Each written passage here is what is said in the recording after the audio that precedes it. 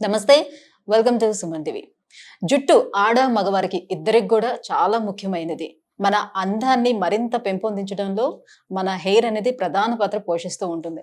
అయితే ఒత్తైన long hair ఉండడం ఆడవారికి ఎంత ఇష్టమో, మగవారికి కూడా అంతే ఒత్తైన జుట్టు ఉండాలి, అందంగా కనిపించాలనే ఆతృత ఉంటుంది. అయితే ఇటీవల కాలంలో మనం చూసుకున్నట్లయితే యువత ఎక్కువ మంది కూడా ఈ బట్టతల సమస్యతోటి బాధపడుతూ వస్తున్నారు. ప్రపంచ జనాభా చూసుకుంటే 8 బిలియన్ ఉంటే అందులో 40-50 కోట్ల మంది బట్టతల సమస్యతో బాధపడుతూ ఉంటే, కేవలం మన భారతదేశ జనాభా మనం చూసుకున్నట్లయితే 1.5 బిలియన్ ఉంటే, అందులో సుమారుగా 25 కోట్లు అంటే 40-50 కోట్ల మంది ప్రపంచవ్యాప్తంగా ఉంటే, అందులో 25 కోట్ల మంది భారతీయులే ఈ బట్టతల సమస్యతో బాధపడుతున్నారంటే మనం అర్థం చేసుకోవచ్చు ఈ సమస్య ఎంత తీవ్రంగా ఉన్నదని. ఒకప్పుడైతే మనకి జెనెటికల్‌గా చూసుకునే వాళ్ళం బట్టతల సమస్య. బట్ ఇప్పుడు జెనెటిక్స్ తోటి ఏం సంబంధం లేకుండా కూడా వస్తూ ఉంది. ఏంటి దీనికి కారణాలు? అండ్ ఈ బట్టతలని నివారించుకోవడానికి మంచి మంచి ట్రీట్మెంట్స్ కూడా మనకి అందుబాటులోకి వచ్చేసాయి. అందులో హెయిర్ ట్రాన్స్‌ప్లాంటేషన్ కూడా ఎప్పటినుంచో మనకు అందుబాటులో ఉంది. కానీ ఇది చేయించుకోవడానికి చాలా మందికి చాలా రకాల డౌట్స్ కూడా ఉన్నాయి. సో, ఈ మిత్స్ అన్ని కూడా క్లారిఫై చేసేందుకే మనతో పాటు ఈరోజు ఉన్నారు. Keha skin and hair clinic నుంచి డాక్టర్ దుర్గా కళ్యాణి గారు మనతో పాటు ఉన్నారు. సో, మేడంని అడిగి ఈ సందేహాలన్నీ కూడా మనం తీర్చుకుందాం. Hello ma'am. హాయ్ అండి. మ్యామ్, బట్టతల అనగానే ఒకప్పుడు కేవలం అబ్బాయిలు మాత్రమే గుర్తొచ్చేవారు. సో, ఇప్పుడు అమ్మాయిలకు కూడా బట్టతల అనేది వస్తూ ఉంది. సో, ఇంతకు ముందంటే కేవలం వంశపారపర్యంగా ఉంటేనే బట్టతల వస్తదని ఒక దీంట్లో ఉండేవారు. బట్ ఇప్పుడు జెనెటిక్స్ తో కూడా సంబంధం లేకుండా అందరికీ వస్తుంది. ఏంటి మేజర్ రీజన్స్ ఏముండొచ్చు ఈ బట్టతల రావడానికి, మేల్ లో అయినా ఫీమేల్ లో అయినా? సో మీరన్నట్టు ఇదివరకు మేల్స్ లోనే ఎక్కువ చూసేవాళ్ళం. ఇప్పుడు ఫీమేల్ లో కూడా ఈ ఆండ్రోజెనెటిక్ ఎలపేషియా అనేది ఎక్కువగా ఉంది. సో ఎందుకు మెయిన్ రీజన్ అంటే అపార్ట్ ఫ్రమ్ జెనెటిక్స్, ప్రెసెంట్ ఉన్న స్ట్రెస్, ఇదే మెయిన్ రీజన్. ఇంకొకటి ఏంటంటే ఎర్లీ స్టేజెస్ లో ఇప్పుడు 20-25 ఇయర్స్ ఉన్న వాళ్ళలో ఎవరికైతే హెయిర్ లాస్ ఉంటుందో వాళ్ళు తొందరగా దాని గురించి కేర్ తీసుకోకుండా అప్పుడున్న రష్ కి, అంటే అప్పుడున్న వాళ్ళ స్ట్రెస్ దీనికి, తర్వాత అప్పుడున్న వాళ్ళ కండిషన్ కి, I mean other work pressures ఉంటాయి కదా, సో అప్పుడు పట్టించుకోకుండా ఉన్న వాళ్ళకి ఇంకా ఎర్లీగా బట్టతల అనేది వస్తుంది. సో మేజర్ గా స్ట్రెస్ అండ్ పొల్యూషన్, తర్వాత మనం తీసుకునే డైట్, ఎవరు ప్రోటీన్ డైట్ ప్రాపర్గా తీసుకోవట్లేదు, మనకి ఏది కావాలో అది తీసుకోవట్లేదు, హెయిర్కి కావాల్సింది తీసుకోవట్లేదు. సో దానివల్ల తొందరగా బట్టతల అనేది వస్తుంది. ఇప్పుడు అంటే జెనెటిక్స్ గా లేనప్పుడు కొంచెం లేట్ ఏజ్ లో రావడానికి ఛాన్సెస్ ఉంటాయని చెప్తూ ఉంటారు. బట్ నేను రీసెంట్ గా చూసిన వాళ్ళలోనే జెనెటిక్స్ లో లేకపోయినా కూడా 20 ఇయర్స్ దాటిన వెంటనే పూర్తి బట్టతలు ఉన్న వాళ్ళని చూస్తున్నాను. జెనెటిక్స్ తో సంబంధం లేదు. యాక్చువల్లీ జెనెటిక్స్ అంటే ఏంటి, ఇప్పుడు మన పేరెంట్స్ కి 40s 50s లో బట్టతలు వచ్చేది, కానీ మన జనరేషన్ వాళ్ళకి 20s లో 30s లో కూడా బట్టతల అనేది వస్తుంది. సో జెనెటిక్స్ అనేది ఒక యాడ్ ఆన్ ఇదే, కానీ ఓన్లీ జెనెటికల్ గా ఉన్న వాళ్ళకి మాత్రమే బట్టతల వస్తుంది అలా ఏం లేదు. Because of stress and all these things, vitamin deficiencies, hormonal issues. ఇప్పుడు ఇదివరకు మనం పీసీఓడి అనేది అంత రెగ్యులర్ గా వినలేదు, కానీ ఇప్పుడు ఎవ్రీ 10 మెంబర్స్ లో ఒక 4-5 మెంబర్స్ కన్నా ఉంటుంది. సో అలా హార్మోనల్ ఇంబ్యాలెన్సెస్ ఇవన్నిటి వల్ల మనకి బట్టతల అనేది తొందరగా వస్తుంది. రైట్. సో ఈ బట్టతలకి మరి హెయిర్ ట్రాన్స్ప్లాంటేషన్ ట్రీట్మెంట్ ఎప్పటి నుంచో కొన్ని సంవత్సరాల నుంచి మనకు అందుబాటులో ఉంది కదా.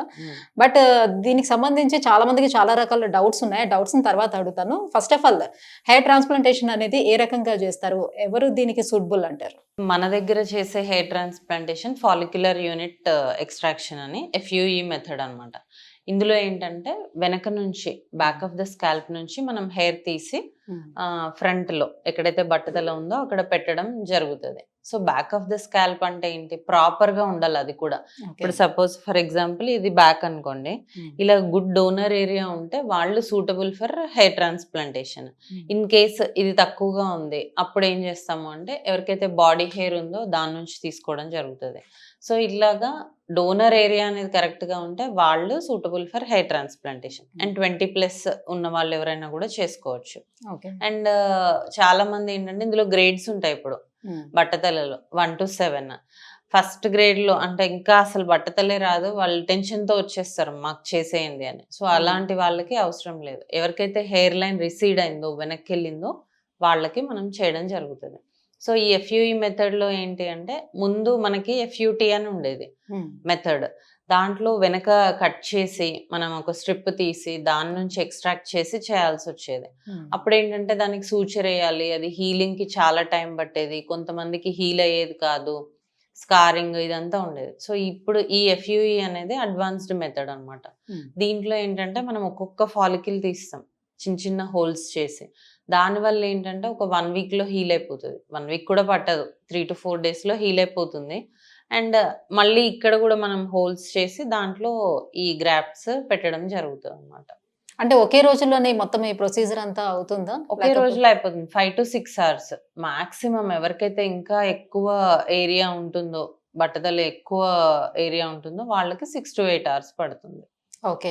సో, మొత్తమంతా కూడా మీరు ఏదో మొక్కలు నాటినట్టుగా అంతే. ఆ మాదిరిగా పెడుతూ ఉంటారు గదా! అవును. సో, ఇదంతా కూడా చాలా పెయిన్‌ఫుల్ ట్రీట్‌మెంట్. తర్వాత కూడా మనకి ఆ పెయిన్ తగ్గడానికి చాలా రోజులు టైం పడుతుందేమో. సో, దానికోసం మళ్ళీ పెయిన్ కిల్లర్స్ అన్ని యూజ్ చేయాలి. ఆ మెడికేషన్ అంతా వాడడం ఇదంతా కష్టతరం అని చెప్తూ ఉంటారు. నిజమేనా? లేదు. ఇది చాలా సింపుల్ ప్రాసెస్. ఈ ఎఫ్యూఈ మెథడ్ అనేది ఏంటంటే, మనం ఎక్కడైతే చేస్తామో ఓన్లీ లోకల్ అనస్థీషియా. ఆ ఏరియా వరకు మాత్రమే అనస్థీషియా ఇవ్వడం జరుగుతది. సో, మనకి ఆ అనస్థీషియా సైడ్ ఎఫెక్ట్స్ అనేది ఉండదు. First thing. అండ్ చేసిన తర్వాత మనం చిన్న చిన్న హోల్స్ కాబట్టి చేసేది 2-3 డేస్‌లో హీల్ అయిపోతుంది. పెయిన్ ఏమి ఉండదు. ఆఫ్టర్ ప్రొసీజర్ పెయిన్ ఏమి ఉండదు. హీలింగ్ ప్రాసెస్ తక్కువే. తర్వాత పెయిన్ కిల్లర్స్ ఏసుకోవాలి అలాంటిది ఏం లేదు. జస్ట్ యాంటీబయోటిక్స్ ఇస్తాము. ఒక 1 వీక్ వరకు అది వేసుకుంటే చాలు. నెక్స్ట్ డే నుంచి వాళ్ళ రొటీన్ వర్క్ వాళ్ళు చేసుకోవచ్చు. అంటే ఎవరు చేసుకోవచ్చంటారు? అదర్ అంటే ఇప్పుడు మీ దగ్గరకు వచ్చిన వాళ్ళలోని వాళ్ళకి ఏవైనా ఇంకా అదర్ హెల్త్ ఇష్యూస్ ఏమైనా ఉన్నాయా? లేదా ఇవన్నీ చెక్ చేసుకుంటారా? సో, ఫర్ సపోజ్ వాళ్ళకి ఎక్కువ డయాబెటిస్ ఉంది అండ్ బీపీ ఉన్నాయి. లేకపోతే హార్ట్ పేషెంట్స్ ఇలాంటి వాళ్ళు ఉన్నారనుకోండి. వాళ్ళు సజెస్ట్ చేస్తారా? మనము బిఫోర్ హెయిర్ ట్రాన్స్‌ప్లాంటేషన్ అన్ని బ్లడ్ టెస్ట్‌లు చేయడం జరుగుతది. వాళ్ళకి బీపీ ఉందా? షుగర్ ఉందా? ఇంకేదన్నా హెల్త్ ఇష్యూస్ ఉన్నాయా అని. సో, డయాబెటిస్ ఉన్నా కూడా చేసుకోవచ్చు. కానీ అండర్ కంట్రోల్ ఉండాలి. షుగర్ అనేది అండర్ కంట్రోల్ ఉండదు. ఇప్పుడు నార్మల్ పర్సన్స్‌కి 3-4 డేస్‌లో హీల్ అయ్యేది. వాళ్ళకి 7-10 డేస్ పడుతుంది. ఓకే. అంతే తప్ప చేసుకోకూడదు అన్న రెస్ట్రిక్షన్ ఏం లేదు. ఓన్లీ ఫీమేల్‌లో అయితే గనక ప్రెగ్నెన్సీ గానీ, ఏదైనా బ్లీడింగ్ డిజార్డర్స్ కానీ, లాక్టేషన్ ఫీడింగ్ ఇస్తున్నారు వాళ్ళు. అలాంటి వాళ్ళలో మనం చేయము. మెయిల్స్‌లో అయితే గనక సివియర్ హార్ట్ డిసీజెస్ ఉన్న వాళ్ళకి, లేదంటే హై బ్లడ్ ప్రెషర్ ఉంది వాళ్ళకి, అన్‌కంట్రోల్డ్ డయాబెటిస్ ఉంది. అలాంటి వాళ్ళకి మనం చేయకుండా ఉంటాం. సో, ఆ ఇన్ఫర్మేషన్ కానివ్వండి, పెయిన్ కానివ్వండి, ఎన్ని రోజులకి అది తగ్గే అవకాశం ఉంటుంది? అదర్ ఇన్ఫెక్షన్స్ ఏమైనా వస్తాయా? ఎవరైతే క్లెన్లీనెస్ మెయింటైన్ చేయరో వాళ్ళకి ఇన్ఫెక్షన్స్ వచ్చే ఛాన్స్ ఉంటుంది. బట్ మన దగ్గర ఇప్పటివరకు అదైతే జరగలేదు. ఎందుకంటే ప్రాపర్ ప్రికాషన్స్ మనం ఇస్తాం. సో, హెయిర్ ట్రాన్స్‌ప్లాంటేషన్ తర్వాత ఇలా ప్రాపర్ ప్రికాషన్స్ తీసుకొని వాళ్ళు ప్రాపర్‌గా క్లీన్ చేసుకుంటే ఇన్ఫెక్షన్స్ వచ్చే ఛాన్స్ లేదు. ఎవరైతే బాగా పొల్యూషన్‌కి ఎక్స్‌పోజ్ అవుతారో నెక్స్ట్ డేనే, ఎందుకంటే కొంచెం పచ్చిగా ఉంటుంది గదా! అప్పుడు ఎక్స్‌పోజ్ అయినప్పుడు సెకండరీ ఇన్ఫెక్షన్స్ వస్తాయి కానీ అదర్‌వైజ్ ఇన్ఫెక్షన్స్ వచ్చే ఛాన్స్ లేదు. ఓకే.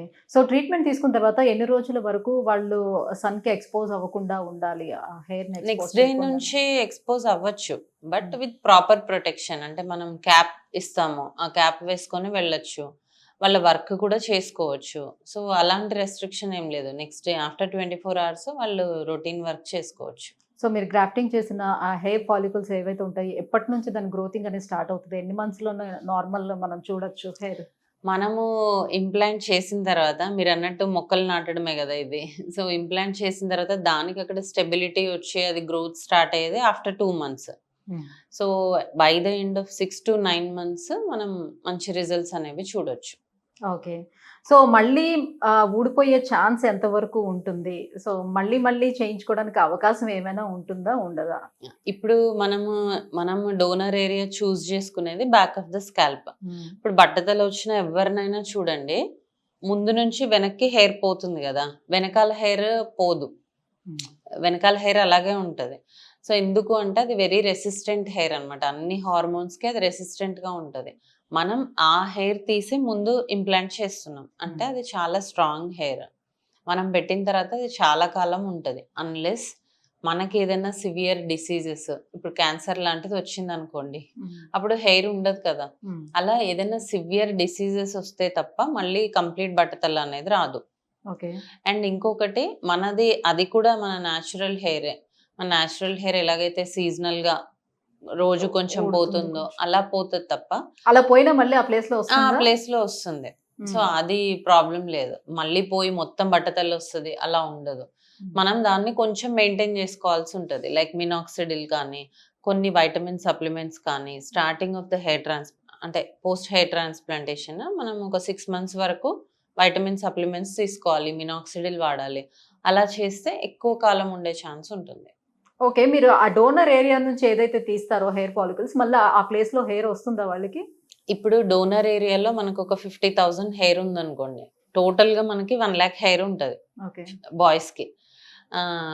ఫీమేల్ కి అయితే కనుక 1.5 lakh హెయిర్ ఉంటుంది. సో వెనకాల సపోజ్ 50,000 హెయిర్ ఉందనుకోండి, అందులోంచి మనం తీసేది 2 to 3,000 ఇన్ బిట్వీన్ తీస్తాం. సో రిమైనింగ్ హెయిర్ దాన్ని కవర్ చేస్తుంది. మనం ఎక్కడైతే తీసామో అక్కడ రాదు, బట్ రిమైనింగ్ హెయిర్ దాన్ని కవర్ చేయడం వల్ల మనం అక్కడ నుంచి తీసామని కూడా తెలియదు. ఓకే. ఓకే. సో ఈ మధ్యకాలం మనం చూస్తే ఎక్కువ మంది ఎంగేజ్ లో ఉండే వాళ్ళే ఈ బట్టతల సమస్యతో ఇబ్బంది పడుతున్నారు. మోర్ ఓవర్ ఏంటంటే పెళ్లికి ముందే బట్టతల అవుతుంది కాబట్టి సో పెళ్లి కోసం కూడా చాలా కష్టపడాల్సి వస్తుంది. చాలా మంది దానికోసమే ముందే వస్తున్నారు కదా ట్రీట్మెంట్ కోసం. సో వాళ్ళు ట్రీట్మెంట్ తీసుకోవటం వల్ల వాళ్ళకి ఏమైనా అదర్ హెల్త్ ఇష్యూస్ వస్తాయి అంటే ఆ మెడిసిన్స్ ఏవైతే మీరు చెప్పారో ఇప్పుడు, సో ఆ మెడిసిన్స్ వేసుకోవటం వల్ల అదర్ హెల్త్ ఇష్యూస్ ఏమైనా వస్తాయా? యాక్చువల్గా మనం ఇచ్చేది ఏంటి హెయిర్ ట్రాన్స్ప్లాంటేషన్ తర్వాత అంటే మినాక్సిడిల్ తర్వాత మల్టీవైటమిన్ సప్లిమెంట్ ఇస్తాం. సో ఈ మినాక్సిడిల్ అనేది పైన అప్లై చేసుకునే ఆయిలే, దానివల్ల ఎలాంటి సైడ్ ఎఫెక్ట్స్ ఉండవు. కొంతమందిలో ఎవరికైతే వీక్ డోనర్ ఉంది, లేదంటే హెయిర్ చాలా థిన్ ఉంది అనుకున్న వాళ్ళకి మనం ఫినాస్ట్రైడ్, డ్యూటాస్ట్రైడ్ అని ఇవ్వడం జరుగుతుంది. సో దీనివల్ల ఎలాంటి సైడ్ ఎఫెక్ట్స్ ఉండవు. కానీ ఎక్కడో ఒక 1000లో ఒక మందికి సెక్షువల్ ఇంపార్టెన్స్ ఉండే ఛాన్స్ ఉంది అని కొన్ని గూగుల్ ఫార్మ్స్ లో ఉంటుంది అనమాట. సో అది చదువుకొని వస్తారు అందరూ, కానీ అలాంటి సైడ్ ఎఫెక్ట్స్ అనేవి ఏమీ ఉండవు. బట్ ఈ భయంతో ఉంటారు కాబట్టి మనం ఎవరైతే రిప్రొడక్టివ్ ఏజ్ గ్రూప్ లో ఉన్నారో వాళ్ళకి ఇవ్వము. ఒకవేళ ఇచ్చినా కూడా before marriage just 2 to 3 months ముందు స్టాప్ చేయమని చెప్తాం. మనం డ్రగ్ ఇచ్చిన తర్వాత అది బాడీలో ఉండేది 24 hours. సో వాళ్ళు మానేస్తే అప్పటికి సెట్ అయిపోతుంది కదా. సో అందుకని మానేయమని చెప్తాం. అకార్డింగ్ టు అంటే స్టడీస్ ప్రకారంగా ఎక్కడ కూడా అది లేదు, కానీ మనం ఆపేయమని చెప్తాం సైకలాజికల్ గా వాళ్ళకి అది పోవడానికి. ఓకే. సో ఇప్పుడు డోనర్ ఏరియా సరిగ్గా లేని వాళ్ళకి బాడీలో ఎక్కడో ఒక దగ్గర ఉన్న హెయిర్ ని తీసి పెడతా ఉంటున్నారు కదా, అది సేమ్ మన నార్మల్ గా హెడ్ మీద వచ్చే హెయిర్ ఎలా అయితే గ్రోత్ ఉంటుందో ఇది కూడా అలానే ఉంటుంది? అలాగే ఉంటుంది. టెక్స్చర్ అన్ని మ్యాచ్ అవుతే అలా చేస్తాం చాలా వరకు. అంటే బియర్డ్ హెయిర్ కానీ బాడీ హెయిర్ కానీ తీసి చేయడం జరుగుతుంది. ఈ సేమ్ మనకి బ్యాక్ ఆఫ్ ద స్కాల్ప్ ఎలా అయితే హెయిర్ ఉంటుందో ఇది కూడా అలాగే ఉంటుంది. సో బియర్డ్ హెయిర్ అనేది చాలా రఫ్ గా కొంచెం ఉంటుంది కదా, సో అదే నార్మల్ ఒకవేళ ఇది థిన్ ఉండి ఇది చాలా థిక్ గా ఉంటే డిఫరెన్స్ తెలుస్తుంది. అలా కాకుండా రెండు సేమ్ కన్సిస్టెన్సీలో ఉండి అంటే చూడడానికి సేమ్ ఉంటే బానే ఉంటుంది. సో ఇప్పుడు చాలా మంది చాలా రకాల షాంపూస్ ఇవన్నీ కూడా డాండ్రఫ్ కోసం అని ఇంకా రకరకాల షాంపూస్ ఏవైతే వస్తారో, సో నేను చాలా క్లెన్జీగా ఉంటున్నాను బట్ నాకు హెయిర్ ఫాల్ అయిపోతుంది అని చెప్తుంటారు. దానికోసం నేను ఇలాంటి షాంపూస్ కూడా యూస్ చేస్తున్నాను బట్ హెయిర్ ఫాల్ అయితే ఆగట్లేదు అని చెప్తారు. ఎందుకు అలా జరుగుతుంది? సో హెయిర్ ట్రాన్స్ప్లాంటేషన్ తర్వాత అంటున్నారా, జనరల్ గా అంటున్నారా? బిఫోర్ అండ్ ఆఫ్టర్ కూడా. సో మనం యూస్ చేసే షాంపూస్ ఏంటంటే మన స్కాల్ప్ pH కి మ్యాచ్ అవ్వాలి. సో మన స్కాల్ప్ pH 5.5 ఉందనుకోండి, అవి కూడా అలా ఉండేలాగా చూసుకోవాలి. అంటే సల్ఫేట్ ఫ్రీ కానీ ఇట్లా SLS ఫ్రీ కానీ ఇలాంటి షాంపూస్ అంటే మైల్డ్ క్లెన్జింగ్ షాంపూస్ యూస్ చేస్తే హెయిర్ అనేది డ్యామేజ్ అవ్వదు. అలా కాకుండా చాలా కాన్సన్ట్రేటెడ్ వన్స్ మనం యూస్ చేసాం అనుకోండి, అప్పుడు హెయిర్ అనేది డ్యామేజ్ అవుతుంది. అలాంటివి వాడకుండా జెంటిల్ క్లెన్జర్స్ వాడితే హెయిర్ బాగుంటుంది. ఓకే. ఇప్పుడు కొంతమంది హెయిర్ ట్రాన్స్ప్లాంటేషన్ చేయించుకున్న వాళ్ళు చెప్పే మాటను నేను అడుగుతున్నాను. సో ఇప్పుడు నాకు జెనెటికల్గా నా ఫాదర్కి ఉంది బట్ నేను చేయించుకున్నాను ట్రాన్స్ప్లాంటేషన్, బట్ కొద్ది రోజులకే నాకు మళ్ళీ హెయిర్ పోయింది. సో జెనెటిక్స్గా ఉండేటప్పుడు ఇది పెద్దగా వర్కౌట్ కాదు అని అంటూ ఉంటారు. బట్ యాజ్ వెల్ యాజ్ ఏంటంటే వాళ్ళకి స్మోకింగ్ డ్రింకింగ్ అలవాటు ఉన్నా కూడా ఈ ప్రాబ్లం వస్తుందా, మళ్ళీ ఊడిపోయే అవకాశం ఉంటుందా, అంటే అది ఎంతవరకు దీని మీద ప్రభావం చూపిస్తుందని? జనరల్ గా మనకి హెయిర్ ఎందుకు లాస్ అవుతుంది అంటే ఈ స్మోకింగ్, ఆల్కహాల్ ఉన్న వాళ్ళలో మనకి హెయిర్ కి బ్లడ్ సప్లై ప్రాపర్ గా లేకపోతే అది గ్రోత్ అనేది ఉండదు, థిన్నింగ్ అయిపోయి రాలిపోతూ ఉంటది. స్మోకింగ్ లో అదే జరుగుతుంది అనమాట. అక్కడికి బ్లడ్ సప్లై సరిగ్గా ఉండదు. స్మోక్ చేసే వాళ్ళలో హెయిర్ కి బ్లడ్ సప్లై ఉండదు, దానివల్ల హెయిర్ కి స్ట్రెంగ్త్ ఉండదు, రాలిపోతుంది. సో ఆఫ్టర్ హెయిర్ ట్రాన్స్ప్లాంటేషన్ కూడా వాళ్ళు అలాగే సివియర్ స్మోకింగ్ కంటిన్యూ చేస్తే కనుక హెయిర్ లాస్ అయ్యే ఛాన్స్ ఉంటుంది. జెనెటిక్స్ ఉందా లేదా అని కాదు, లేకున్నా ఉన్నా కూడా స్మోక్ చేస్తే హెయిర్ అనేది పోతుంది. సో అదొకటి అవాయిడ్ చేయమని చెప్తాము.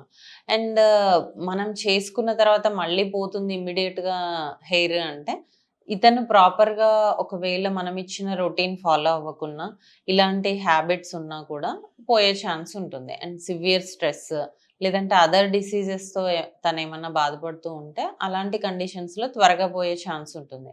అదర్వైజ్ మనం చేసిన హెయిర్ స్ట్రాంగ్ ఉంటుంది. బట్టతలని చాలా పోస్ట్పోన్ చేసుకోవచ్చు ఈవెన్ దో జెనెటికల్ ఉన్నా కూడా. ఓకే. సో హెల్మెట్ పెట్టుకోవడం వల్ల నాకు హెయిర్ ఫాల్ ఎక్కువైపోతుందని అంటూ ఉంటారు. ఇది ఎంతవరకు వాస్తవం? సో హెల్మెట్ పెట్టుకోవడం వల్ల ఏంటంటే సివియర్ స్వెట్టింగ్ వస్తుంది కాబట్టి హెయిర్ లాస్ అయ్యే ఛాన్స్ ఉంది. జనరల్గా ప్రాపర్గా క్లెన్స్ చేసుకోకపోతే. అలా అని మనకి అది చాలా ఇంపార్టెంట్, ఎందుకంటే లైఫ్ సేవింగ్ కాబట్టి. సో మనం ఏం చేయాలి అంటే ఒక కాటన్ క్లోత్, ఎక్కువసేపు ఎవరైతే జర్నీ చేస్తారో ఒక కాటన్ క్లోత్ ఫస్ట్ మన స్కాల్ప్ పైన వేసుకొని ఆ తర్వాత హెల్మెట్ పెట్టుకుంటే మన స్వెట్ని అది సక్ చేస్తూ ఉంటుంది కాబట్టి హెయిర్ లాస్ని తగ్గించుకోవచ్చు. సో ఫైనల్లీ బట్టతలు ఉన్న వాళ్ళు హెయిర్ ట్రాన్స్ప్లాంటేషన్ చేయించుకోవాలని అనుకునే వాళ్ళకి మీరు ఇచ్చే సజెషన్ ఏంటి? సో ఎర్లీ స్టేజెస్లో వస్తే మనం బట్టతలను పోస్ట్పోన్ చేయడం చాలా ఈజీ. మొత్తము పోయి డోనర్ ఏరియా లేకుండా రాకండి. సో డోనర్ ఏరియా ప్రాపర్గా ఉంది అంటే 100% రిజల్ట్స్ అనేవి చూడొచ్చు. హెయిర్ ట్రాన్స్ప్లాంటేషన్ అంటే మీరు అనుకున్నట్టు, మీరు అడిగారు కదా సర్జరీ దీనివల్ల సైడ్ ఎఫెక్ట్స్ ఉంటాయని, అలాంటివి ఏమీ ఉండవు. చాలా సింపుల్, 1 డేలో అయిపోతుంది. నెక్స్ట్ డే నుంచి మీ వర్క్ మీరు చేసుకోవచ్చు, మీ కాన్ఫిడెన్స్ని కూడా రీగెయిన్ చేసుకోవచ్చు. మ్యామ్, ప్రత్యేకించి కేహ స్కిన్ అండ్ హెయిర్ క్లినిక్లో ఈ ట్రాన్స్ప్లాంటేషన్ ప్రొసీజర్ అనేది ఏ రకంగా ఉంది? ఇప్పటికీ ఎంతమంది మీరు హెయిర్ ట్రాన్స్ప్లాంటేషన్ చేశారు? రిజల్ట్స్ ఎట్లా ఉంది? కేహాలో ఏంటంటే చాలా కొన్ని వందల మందికి, మోర్ దెన్ 1000 అని చెప్పచ్చు, అన్ని హెయిర్ ట్రాన్స్ప్లాంటేషన్స్ చేసాము. బేసిక్గా ఏంటి అంటే వీళ్ళకి హెయిర్ వస్తుంది 100% అష్యూరెన్స్ మనం ఇస్తేనే చేస్తాం. సో 100% సక్సెస్ కూడా ఉంటుంది. వీళ్ళకి రాదు, డోనర్ ఏరియా ప్రాపర్గా లేదు, వీళ్ళకి ఇంకా హెయిర్ వచ్చే ఛాన్స్ లేదన్న కేసెస్ అసలు చేయం. వాళ్ళకి ఎక్స్ప్లెయిన్ చేయడం జరుగుతుంది. మనం వచ్చే పేషెంట్కి ఏంటి అంటే యంగ్స్టర్స్ అయితే కనుక వాళ్ళకి మ్యాక్సిమం మనం బాడీ నుంచి కానీ బియర్డ్ నుంచి కానీ వెనక నుంచి కానీ తీసి 100% ఇవ్వడానికే చూస్తాము. సో ఇక్కడైతే 100% సక్సెస్ రేటే ఉంది. అలా వచ్చే కేసెసే చేస్తాము. అండ్ ఇక్కడ చేసే method FUE method, follicular unit extraction method. చాలా సింపుల్. ఎందుకు అంటే హీలింగ్ ప్రాసెస్ తక్కువ ఉంటుంది, వర్కింగ్ వాళ్ళకు కూడా డిస్టర్బెన్స్ ఉండదు, నెక్స్ట్ డేనే వాళ్ళ వర్క్ చేసుకోవచ్చు కాబట్టి. అంటే ఇది ఏజ్ లిమిట్ ఏమైనా ఉంటుందా? ఈ ఏజ్ గ్రూప్ లో మాత్రమే మనం చేస్తాము అని ఏమైనా ఉంటుందా? ఏం లేదు, 20 years ఉన్న వాళ్ళు మన దగ్గర అప్ టు ఇంకెప్పటి వరకైనా చేసుకోవచ్చు. మన దగ్గర యంగెస్ట్ అంటే 19 years. సో అక్కడ నుంచి హెయిర్ ట్రాన్స్ప్లాంటేషన్ చేయడం ఉంటుంది. Right, thank you ma'am, thank you so much. So బట్టతలో ఉండే వాళ్ళకి హెయిర్ ట్రాన్స్ప్లాంటేషన్ ఎంత చక్కగా మనకి వర్కౌట్ అవుతుంది, సో ఆ ప్రొసీజర్ అంతా ఎలా ఉంటుంది, దానిపైన ఉన్నటువంటి మిత్స్ ని కూడా క్లారిఫై చేసినందుకు thank you so much. Thank you.